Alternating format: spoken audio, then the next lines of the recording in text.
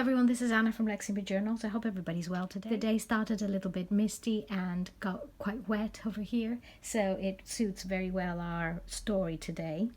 This is a Celtic lore, and it is a journal dedicated to the old religion of Britain and Gaul. It's the old religion, the Celtic religion. We don't have very much information on it, unfortunately, because it was later on taken over, corrupted, confused. Of course, also, they didn't have many written sources. So generally, we have very little information. The cultural past is amazing. So it's a shame when we lose the information. And you start from the word druid. Drus means oak in ancient Greek, and the word druid means dern in the old language, and that means truth. On Instagram, I connected the Halloween, the Hallows, with the old religion, and it is truly connected. This is where it originated from, and it was a Gaelic festival marking the end of the harvest season and the beginning of winter. And also it was related to the darker part of the year, Samhain fires, and which is what the Gaelic festival was. And it was on the 31st of October that they were celebrating that. And that is why later on the 8th century, Pope Gregory III designated it as a time to honor the saints, all saints. So the Celtic day began and ended at sunset, and there were bonfires, guising, mumming, divination, and feasting. Okay, so what I wanted to say here was that the British religion was the same for Gaul, Britain, and Ireland. Their main priestly caste were the Druids, and the Druids were female and male. So the female Druids were equal to the male Druids. The female Druids were called Banduri, and so this would be the journal of a Celtistess, or a Druidess, however you would like to refer to her as. Her name is Dryad. She is collecting information, the myths and the legends, and also all the facts of the Celtic religion. So anyway, I don't want to tire you out. Again, I'm going to give you a bit of history. I know some of you really enjoy it, so I'm going to try and not make it too long, but at the same time satisfy some people's interests. So in the past, religion was shared in Britain, in Ireland, and in Gaul, and the main people who carried that religion were the Druids. It was a priestly caste, and they were later on combined with the Romans. When the Romans left in 410 and they cleared out, the Anglo-Saxons took over with their religion. So the Druids are divine worshippers. They also were sorcerers. They were believed to be sorcerers. So they had supernatural powers. They shapeshift, and according to Fraser, who was a writer of mythology, was called the Golden Bow, which I was very interested in, especially when I was younger at university. So he said that the Druids would gather all the prisoners of war, all the criminals, and every 5 years they had these big sacrifices where they would offer them to the gods for the land.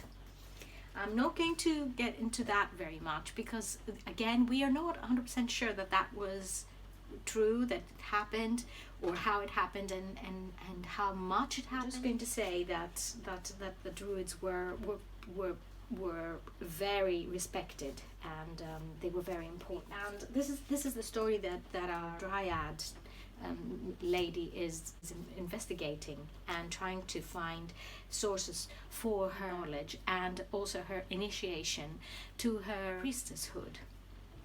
So this journal, I will tell you a little bit more as we're moving on, but this journal will be coming with this very, very soft cover, actually a bag, sorry.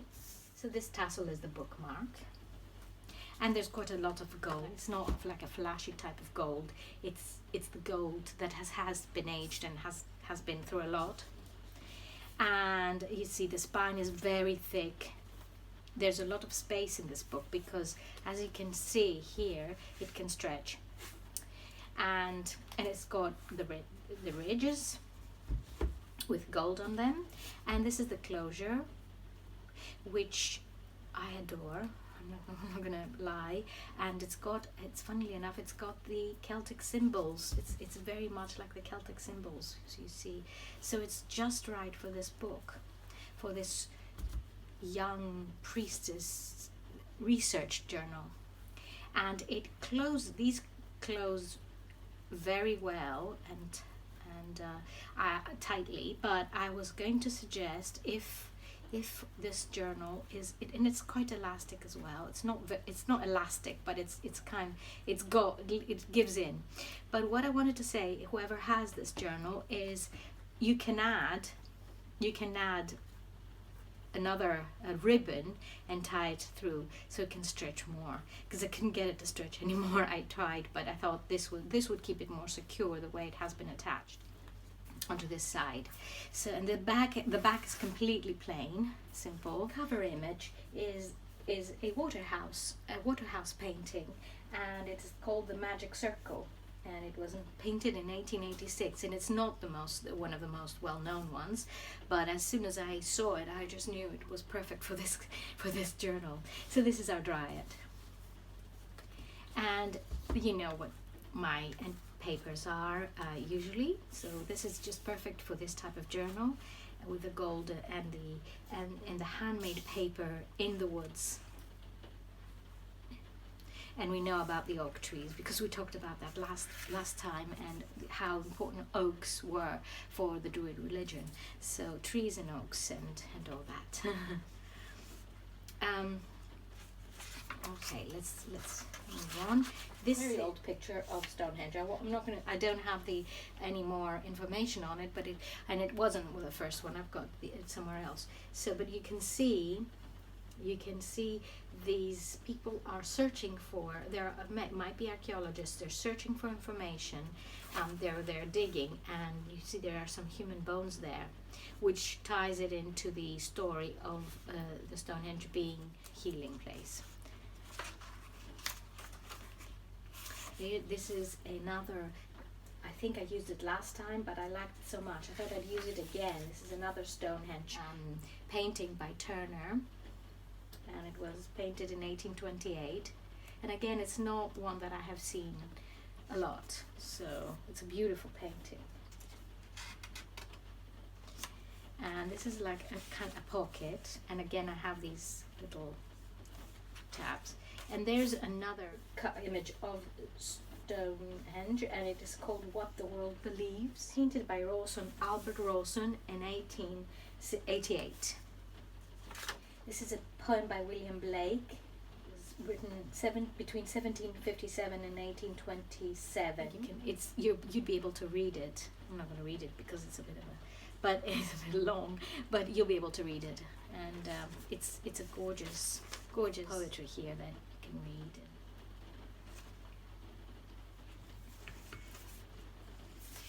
And so, since we're moving out of the Stonehenge area, because I dedicated the first signature to Stonehenge, that it was believed that it was a destination to a ritualized funerary procession for treating the dead, and it started from the east and during the sunrise, and it moved from Woodhenge and Durrington Walls and moved down to Avon, and then along the avenue to reach Stonehenge in the sunset. And it has been connected to the Greek Eleusinian mysteries.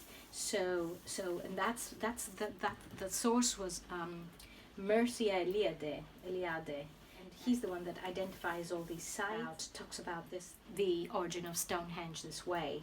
So I think it's very interesting, and you know, anybody who's interested in the Stonehenge, it's a really, really interesting theory. The book that he wrote is called A History of Religions and Ideas, from Stonehenge and the Eleusinian Mysteries. So he connects, and of course we know how religions are connected all over the world, and of course Europe, they would be connected a lot more as they were so close to bound. And also another thing I wanted to say was the stone was connected to the ancestral dead in the prehistoric religions, and timber was connected to the living. So let's continue. I'm not boring you to death. This is just a little note card. Some decoration here, alchemical decoration. Again, I've used the thick paper, so you can see the beautiful dyeing, coffee dyeing. She would have a little tuck spot here for little bits and pieces that she would want to put away, and some written notes here and information. And there's a pocket here, and a little bit of the.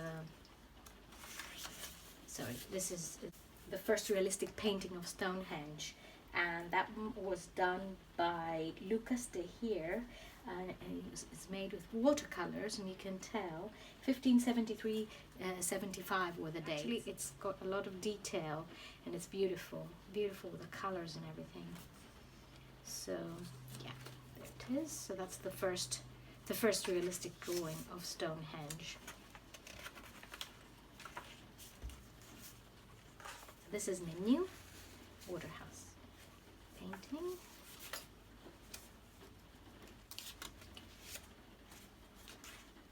And you see the color, the coffee dyeing it's quite warm, and it has a glow to it because it's got the tea as well, and it's almost like you've got maps here. And these are the wheels, which were very, as I've told you before, they're very special symbols of the time, of the religion of the time. This is Alexander Cabanal, and it's the Druids. Another pocket here. It's quite a big one. By Thomas Buchanan Reed, and it's the Harp of Erin, 1867. Some music paper near the Harp of Erin. And this one is Isolde, 1911, by Gaston Broussier, but she is dressed like a Celtic princess, and I think it's beautiful. It's a beautiful painting, so I added it here. This is an engraving by S.F. Ravenet, and it looks really old.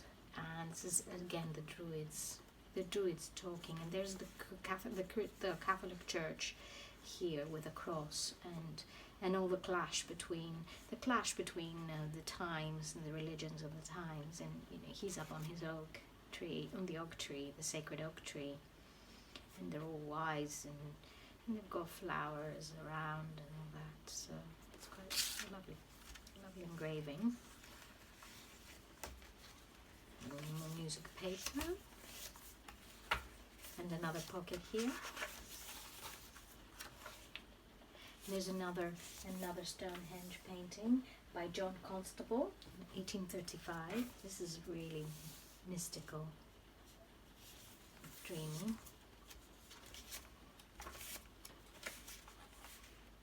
And another William Blake. And this is actually the female Druids on their temples. This might be Stonehenge. Yes, it is Stonehenge, and you can tell that they're practicing their religion here.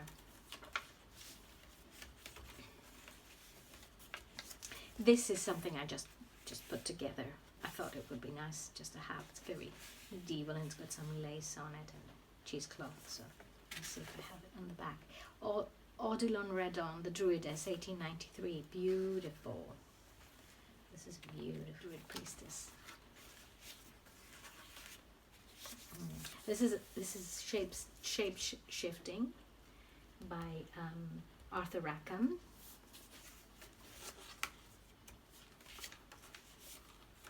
And we talked about the Druids and their shape shifting. Another corner pocket. Another waterhouse, and you can tell, of course.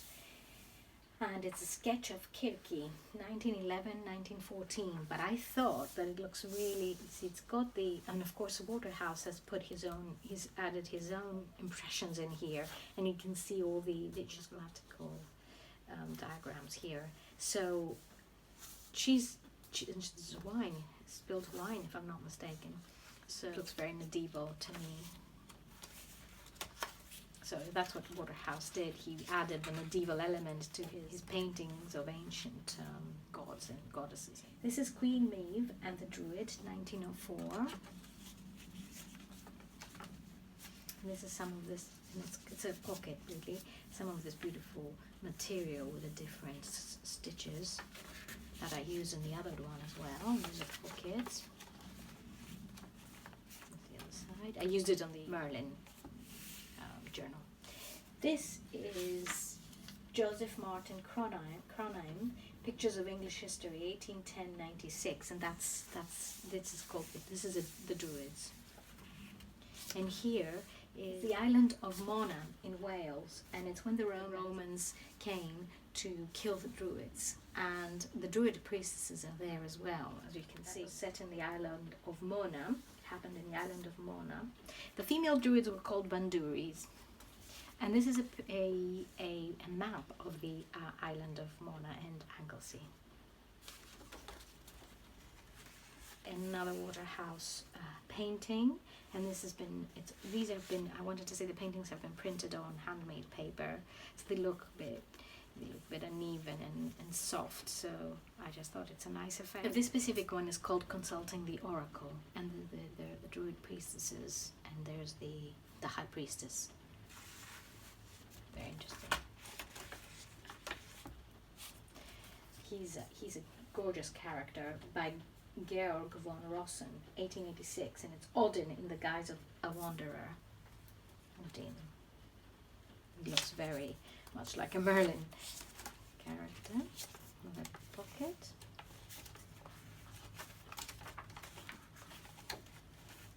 And the end. So this is our Celtic lore journal, which belongs to our Druid priestess, who's going to be doing her research on the times. So on those times, in order to finally reach her priesthood. So this journal is going to be up on Etsy tonight. So I hope you'll have a little bit of time to have a look at it. I hope you enjoyed it, and we will be talking soon with Crafting Fridays. We have Crafting Fridays tomorrow. Thank you for watching. Take care, and lots of love to you all. Bye-bye.